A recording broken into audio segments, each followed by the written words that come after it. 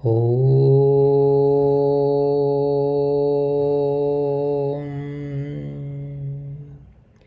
ఓం శ్రీమాత్రే నమః.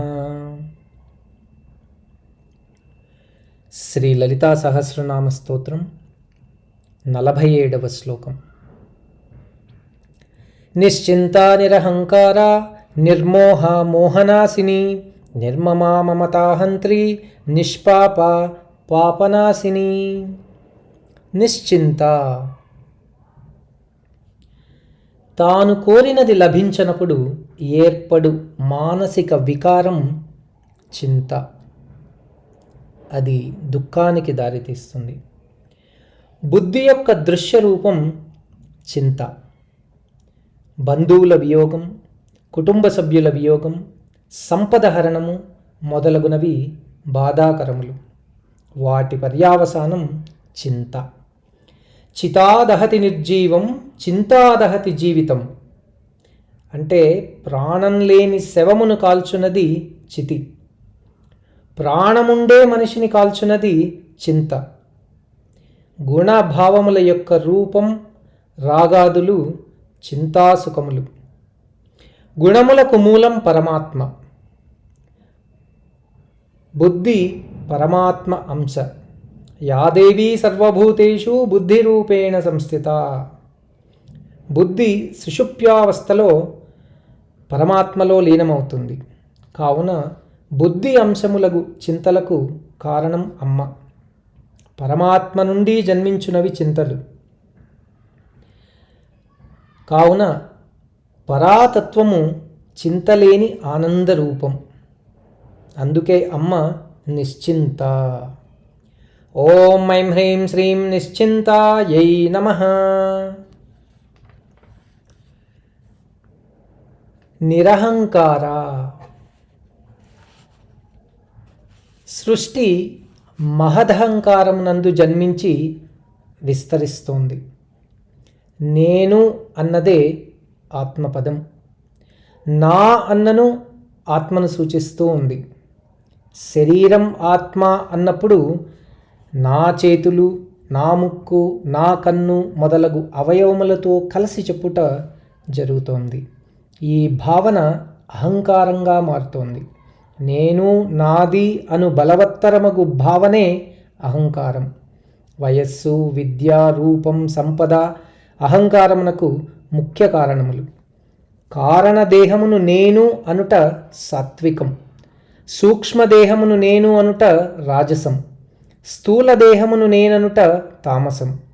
ఇంద్రియములందుండు చైతన్యం పరబ్రహ్మమని దృఢంగా తలచటం అహంకారమును నశింపజేయు సాధనం. శంకరుల వారి ఆత్మషట్కం చక్కని సాధన అవుతుంది. కావున అహంకారమునకు అతీతమైన అమ్మ నిరహంకార. ఓం ఐం హ్రీం శ్రీం నిరహంకారాయై నమః.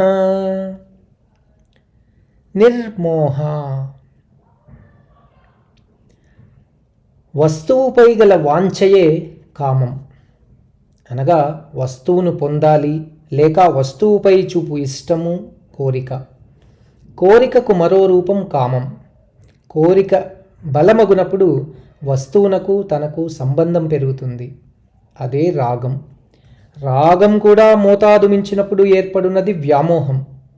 వస్తువు లేకున్నా జీవించలేని మానసిక స్థాయి వ్యామోహం. శరీరం ఆత్మ కాదు అన్న జ్ఞానమును మరచిపోవటం, శరీరంపై ఎనలేని అభిమానాన్ని పెంచుకోవటం వ్యామోహం. మోహము లేని అమ్మ నిర్మోహ. ఓం ఐం హ్రీం శ్రీం నిర్మోహాయై నమః. మోహనాశిని. సర్వత్రా ఉండు చైతన్యం ఒకటే. అదే పరతత్వం, పరబ్రహ్మం. అనేక రూపాలుగా ప్రకటింపబడుతూ ఉంది. ఏకమేవాద్వితీయ బ్రహ్మ అన్నదే పరిపూర్ణ జ్ఞానం, సర్వవేదసారం. దాని రూపమే పరమేశ్వరి. జగన్మాత మంత్ర జపానుష్ఠానములు, జగన్మాత నామపారాయణ, ఉపాసనల వలన వ్యామోహం నశించి పరతత్వ జ్ఞానం లభిస్తుంది. దాని ఫలితం ప్రశాంత తత్వ సాధన. వ్యామోహమును నశింపజేయు జగన్మాత మోహనాశిని. ఓం ఐం హ్రీం శ్రీం మోహనాశిన్యై నమః. నిర్మమ. మమ అనగా నాది అని అర్థం. మమత్వమునకు గుర్తు. మమత్వమే మమకారం. నాది, నావారు అను భావన మమత. మోహమునకు మొదటి మెట్టు, బంధమునకు నాంది, మాయకు ఆధారం. వ్యాసుడంతటి వాడు మమకారపు వలలో చిక్కుకున్నప్పుడు సామాన్యుల మాట చెప్పనవసరం లేదు. సృష్టికి జనని జగన్మాత. శరీరములను కూర్చుతుంది.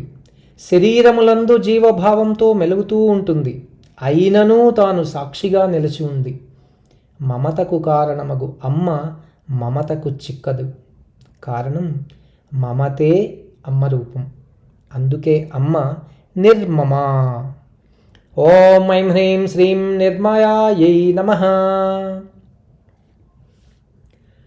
మమతాహంత్రి. నిస్సంగత్వే నిర్మోహత్వం అని శంకరుల మాట. సంగత్వం లేని చోట మోహమునకు తావులేదు. శరీరంపై అభిమానముండుట అజ్ఞానం. అయినను అది మానవ సహజం. శరీరంపై గల అభిమానాన్నే సంగత్వం అంటారు. శాస్త్ర ప్రమాణముల ద్వారా శరీరం అశాశ్వతం, శరీరంలో ఉండు చైతన్యమే శాశ్వతం అను భావనను అవగాహనకు తెచ్చుకొనుటయే వివేకం, జ్ఞానం. దేహం నశించినను ఆత్మ నశించదు అను భావనకు వచ్చుట. ఇట్టి భావన దృఢమగు కొలది శరీర భావన నశిస్తుంది, ఆత్మభావన దృఢతరమగుతుంది. సర్వమునందు పరతత్వమును చూచు జ్ఞానమునకు కారణం జగన్మాత. అమ్మ కరుణచే దేహము, ఇంద్రియాలపై మమతను నశింపజేసుకుని జ్ఞానం కలుగుతుంది. అందుకే అమ్మ మమతాహంత్రి. ఓం ఐం హ్రీం శ్రీం మమతాహంత్రై నమః. నిష్పాప. రాగద్వేషముల వలన కలుగు పరహింస, అపకారం, దుఃఖం పాపములు. పరులకు కలుగు ఉపకారములు పుణ్యములు. పుణ్యపాపములను అనుసరించి పునర్జన్మ కలుగుతుంది. ఎటువంటి మహర్షి అయినను తెలియని, తెలుసుకోలేని పాపస్పర్శ ఉండనే ఉంటుంది. అందుకే పునర్జన్మ. కల్పాదులలో బ్రహ్మస్థానములోని పురుషులు కూడా మారుతూ ఉంటారు. పాప పుణ్యముల ఫలితములు అలాంటివి. సకల కర్మలకు సాక్షియగు అమ్మ ఎటువంటి పాపస్పర్శ లేనిది, నిష్పాప. ఓం ఐం హ్రీం శ్రీం నిష్పాపాయై నమః. పాపనాశిని. సకల పాపముల నాశనం చేయగలది జగన్మాత. మంత్రజపములు, ఉపాసన వలన అమ్మ సంతోషిస్తుంది. మేరు పర్వత మాత్రోపి రాతి పాపస్య కర్మణః కాత్యాయనీ సమాసాధ్య నశ్యతి క్షణమాత్రతః. మేరు పర్వత సమాన పాపములు కాత్యాయనీ స్మరణ చేత నశిస్తాయి. వేద సమ్మత కర్మములందు ఆసక్తిని కలిగిస్తాయి, పుణ్యమార్గంలో నడిపిస్తాయి. సర్వ పాప భావములను నాశనం చేసి తనవారిగా చేసుకును అమ్మ పాపనాశిని. ఓం ఐం హ్రీం శ్రీం పాపనాశిన్యై నమః.